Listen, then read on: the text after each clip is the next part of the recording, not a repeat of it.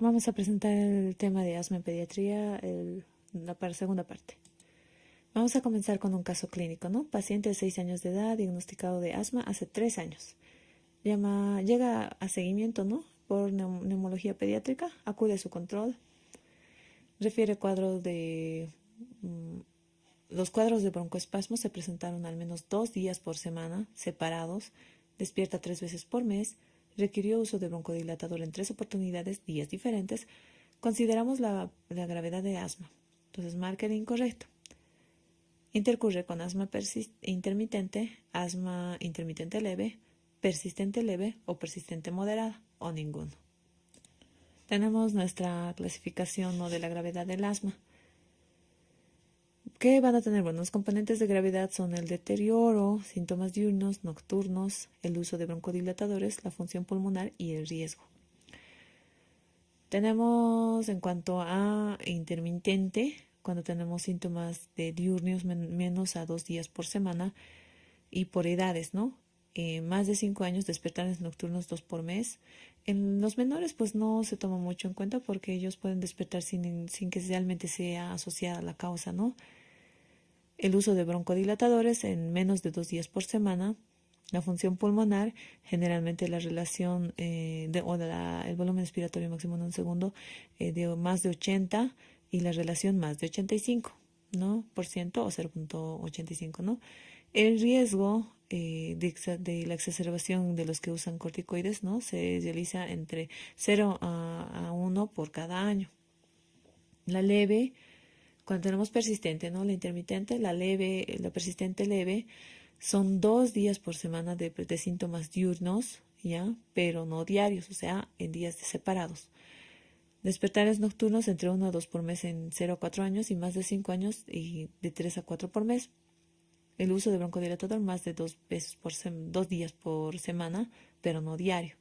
La limitación de la actividad va a ser leve, el volumen expiratorio mayor a 80 y la relación mayor a 80, ¿no? Y en más de 12 añitos puede ser normal.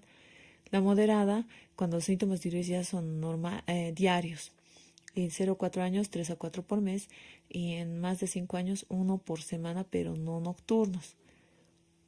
Y los beta agonistas, el uso diario requiere, ¿no? Y alguna limitación en cuanto a su actividad rutinaria.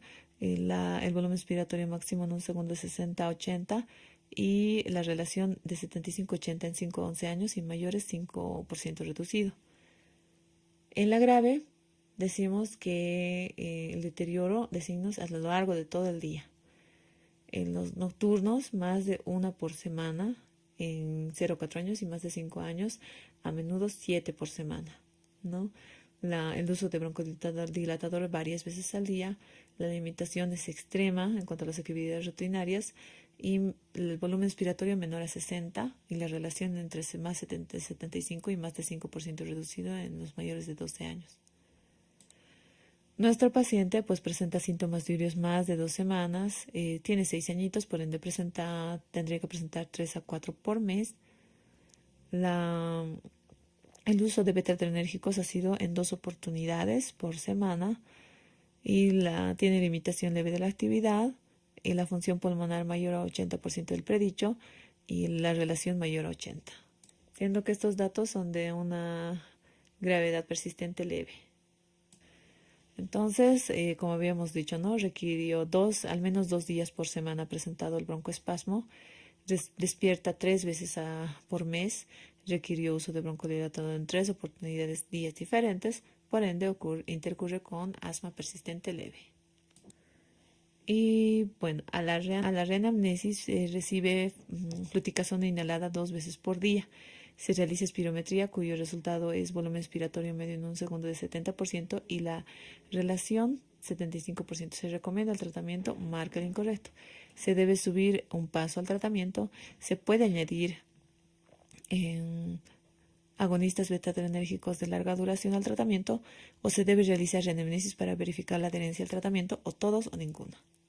Entonces, la evaluación del control del asma y el ajuste del tratamiento pues van a depender, ¿no?, de esta clasificación, en la cual nuestro paciente va a encajar en la no bien controlada, Por eso es que pues es bien importante la relación médico-paciente para poder verificar si está recibiendo o no el tratamiento que se le ha indicado, porque nuestro paciente presenta un volumen expiratorio entre 60 y 80 y una relación entre 75 y 80, ¿ya?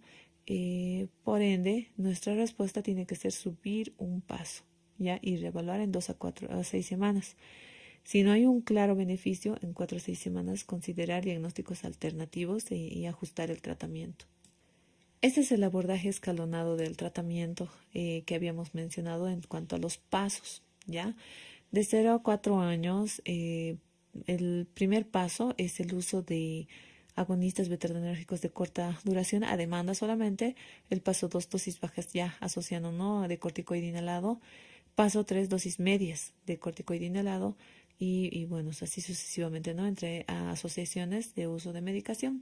Nuestro paciente tiene 6 años, por ende, de 5 a 11 años, lo que se realiza es preferido, ¿no? Está ahorita en el paso 2 porque utiliza dosis bajas de corticoide inhalado, ¿ya? Y nos tenemos que subir a un paso, es decir, dosis bajas de corticoide más agonista beta-adrenérgico de acción larga, ¿ya?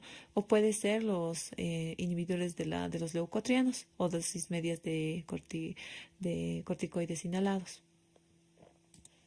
Bueno, y aquí tenemos qué es lo que se tiene que realizar en las visitas cuando tenemos un control, como en el caso de nuestro pacientito. Primero, hay que especificar los objetivos del tratamiento del asma, ya, explicar los hechos básicos con respecto al asma, ¿no? Luego hay que educar y demostrar y hacer que el paciente muestre la técnica del uso del inhalador, investigar y tratar factores que contribuyen a la gravedad del asma, crear un plan terapéutico del asma en 2 partes por escrito, es decir, el tratamiento diario, y en caso de las exacerbaciones es mejor que esté anotado. Las visitas de seguimiento periódicas 2 veces al año o vigilar la función 1 vez al año. El control de los factores que contribuyen, hay que eliminar todos los factores que contribuyen, ¿no? Iniciando por el humo del tabaco, la eliminación de los alérgenos en pacientes, ¿no? Epitelios, ácaros, cucarachas, hongos, otros, humo, olores y polvos. Y el tratamiento de trastornos asociados, es decir, rinitis, sinusitis o reflujo. Entonces nuestra respuesta, ¿no? Nuestro pacientito que tenía su volumen expiratorio máximo y su relación entre 70 y 75. Entonces, el incorrecto es ninguno, en realidad son todos, ¿no? Sí se debe subir un paso al tratamiento, como les había mencionado, sí se puede añadir el agonista beta-adrenérgico de larga duración y sí se puede realizar reanamnesis para ver si hay adherencia o no, porque no está bien controlada. Bueno, tenemos otra pregunta. En cuanto a la evaluación del riesgo de efectos adversos de los corticoides en los pacientes, marca el enunciado verdadero. Tiene un factor de riesgo bajo, vigilar la presión arterial en los controles. Tiene factor de riesgo moderado, vigilar evaluación oftalmológica o solo A y B. Y bueno, esto en relación a nuestro caso previo, ¿no? Y este es un cuadro de los corticoides que se pueden utilizar, ¿no? Corticoides inhalados, la fluticasona, prednisolona, nuestro paciente fluticasona, ¿no? O salmeterol. Tenemos, bueno, el cromoglicato, el montelukast, los inhibidores de 5-lipoxigenasa, y bueno, todos estos son los tratamientos que se pueden utilizar y sus dosis por edad. Nuestro pacientito no tenía factores de riesgo, ¿no? Por ende tiene riesgo bajo, con dosis baja a media de corticoides inhalados, que es lo que tenemos que controlar, presión arterial y peso en todas las visitas, ¿no? Porque los corticoides sí dan hipertensión y pueden incrementar el peso por retención de líquido.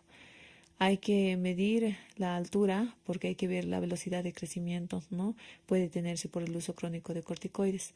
Hay que animar a hacer ejercicio, hay que asegurar el consumo dietético de calcio y vitamina D porque nos puede dar hipocalcemia, ¿no? Osteoporosis. Evitar el tabaco y el alcohol y determinar el TSH si tiene antecedentes de hormonas tiroideas, ¿no? El riesgo medio cuando se utiliza, cuando tiene un factor mayor de riesgo, si hay uso de dosis altas de corticoides inhalados o el uso de al menos 4 ciclos de corticoides orales por año. Y riesgo alto cuando utilizan corticoides sistémicos, ¿no? En varias oportunidades o más de 7 ciclos, ¿no? Al año por vía oral o dosis muy altas de corticoides inhalados.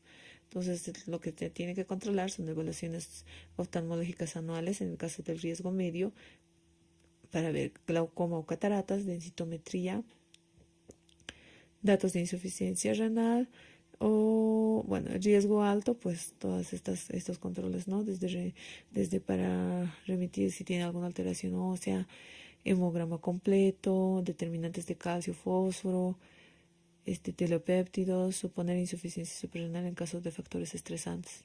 Entonces, nuestro paciente, en cuanto a sus efectos adversos, tiene factor de riesgo bajo, sí, porque no tenía ningún factor desencadenante y el uso de corticoides inhalados es a dosis bajas. Y sí hay que vigilar la presión arterial en los controles, ¿no? No tiene factor de riesgo moderado, como habíamos mencionado, y hay que vigilar no hay que vigilar la evaluación oftalmológica aún, ¿no? Después de los moderados. Tenemos los dispositivos de administración técnica para los inhaladores, son los dispositivos de válvula dosificadora, que reducen la coordinación necesaria en niños pequeños sobre todo.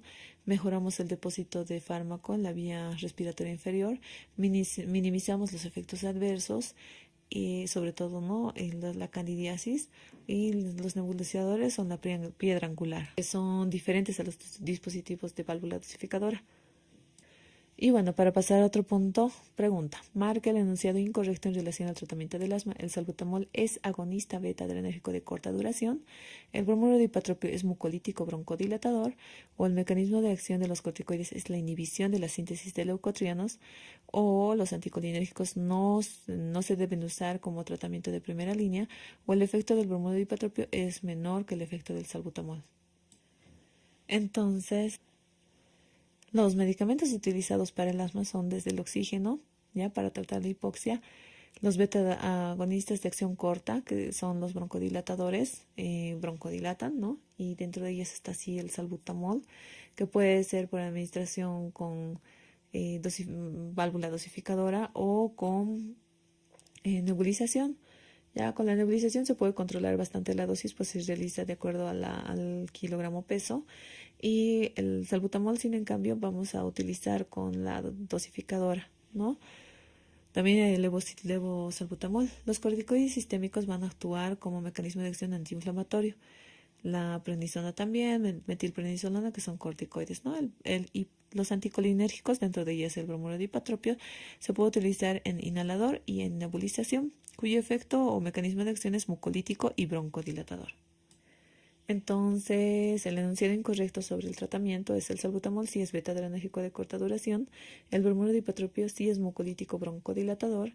Los anticolinérgicos no se deben usar como tratamiento de primera línea. ¿Por qué? Porque el efecto de los agonistas adrenérgicos de corta duración son mucho mayores o más potentes que los anticolinérgicos, y el efecto del bromuro de ipatropio sí es menor que el efecto del salbutamol. Entonces, los mecanismos de acción de los corticoides no es la inhibición de la síntesis de leucotrienos, en realidad es como antiinflamatorio.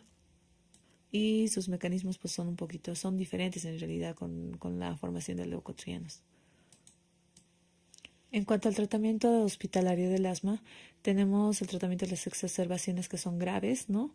No todas requieren internación de las exacerbaciones, ¿no? El uso de qué medicamentos podemos utilizar: la epinefrina inyectable, la terbutalina, ¿no? Y bueno, estas son las dosis y la precaución de los efectos adversos. Tenemos la evaluación de riesgo de alta, o en el alta tenemos que ver la estabilidad médica, ¿no? Hacemos alta domiciliaria si ha producido la mejora mantenida, y los tratamientos con broncodilatadores se administran cada 3 horas, ¿ya? La exploración física es normal con un flujo expiratorio máximo más de 70 del predicho del mejor valor personal, y la saturación de oxígeno tiene que ser más de 92 en aire ambiente. Hay que ver una adecuada supervisión en casa, ¿no? La capacidad de administrar intervención, de observar y responder adecuadamente a un deterioro clínico, o la educación sobre el asma, que bueno, a los papás, ¿no? El uso rutinario y en caso de exacerbación. Tenemos la exacerbación grave del asma, se llama el estado asmático.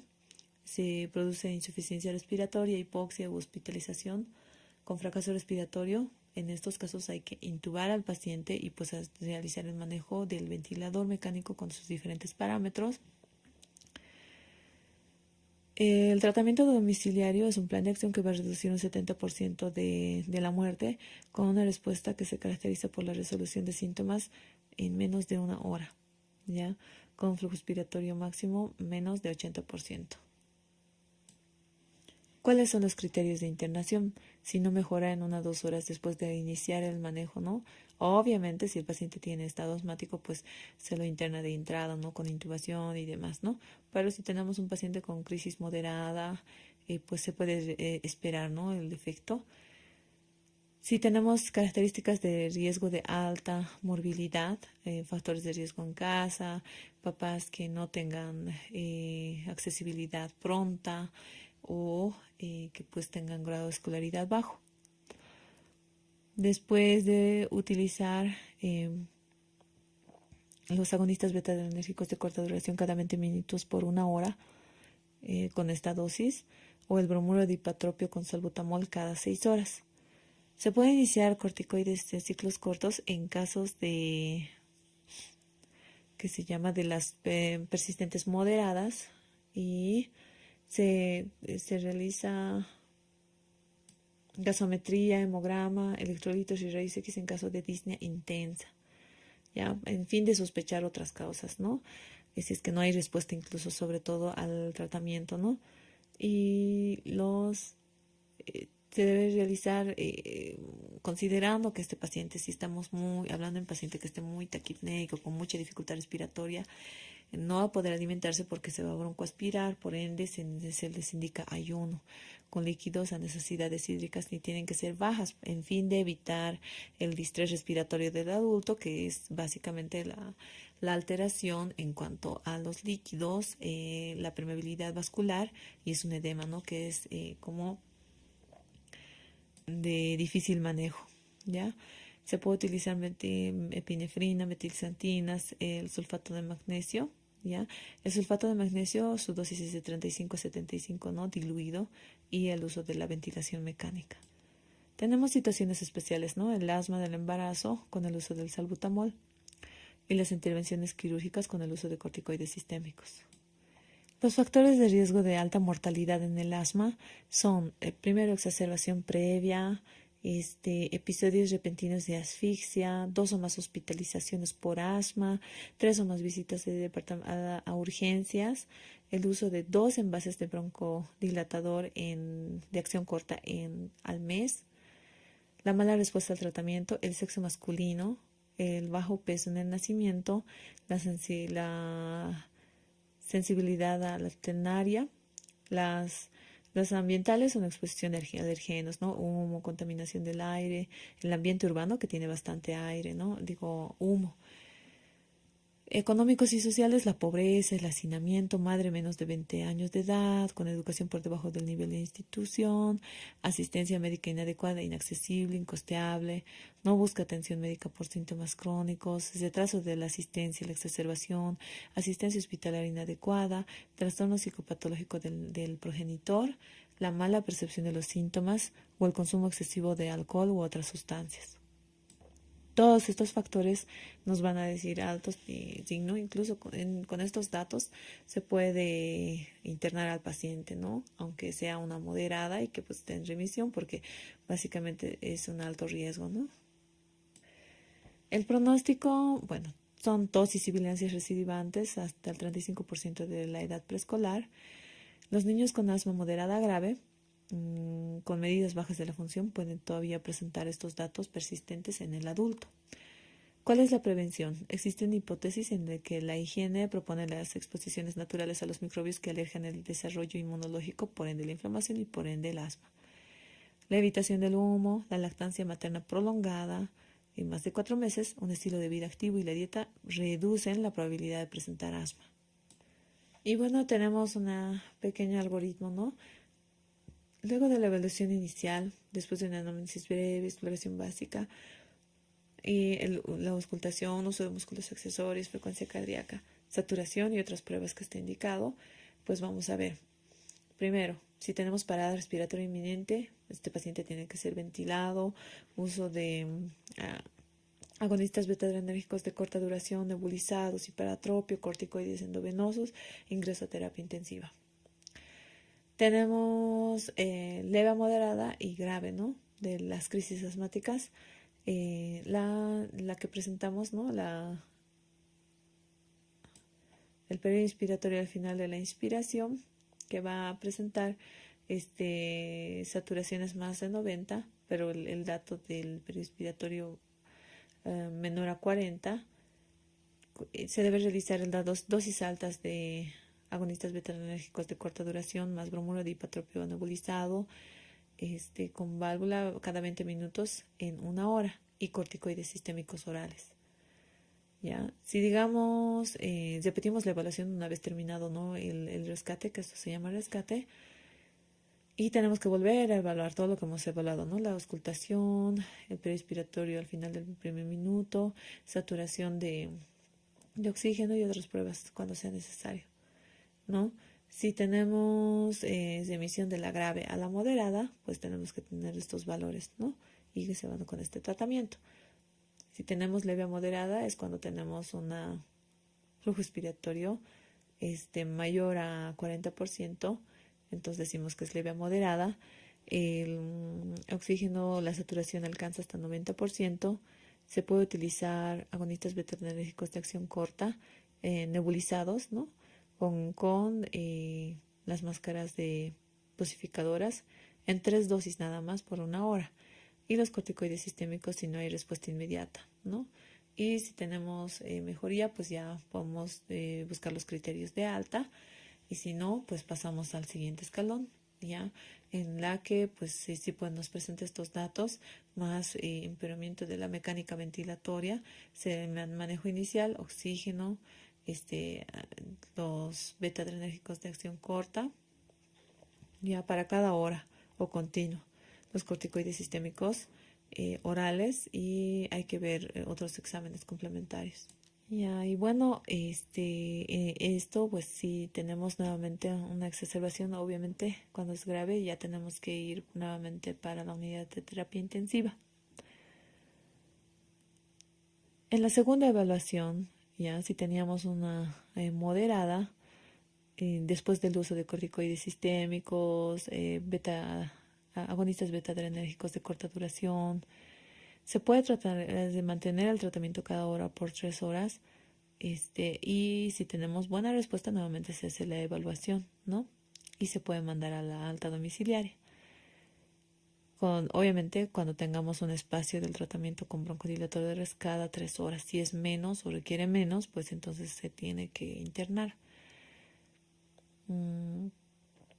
Y básicamente, si tenemos, obviamente, no de la grave, tienen que pasar a la moderada y esto pues se realiza en el servicio de emergencias. Los criterios de alta domiciliaria, continuar con el tratamiento con los de corta duración inhalados, corticoides sistémicos por vía oral, educar al paciente, ellos que se pongan alarma y tienen que ponerse si son grandecitos y si no la mamá, y programar para seguimiento en un periodo corto de tiempo. Y bueno, hasta aquí hemos llegado con el tema de asma, la parte 2.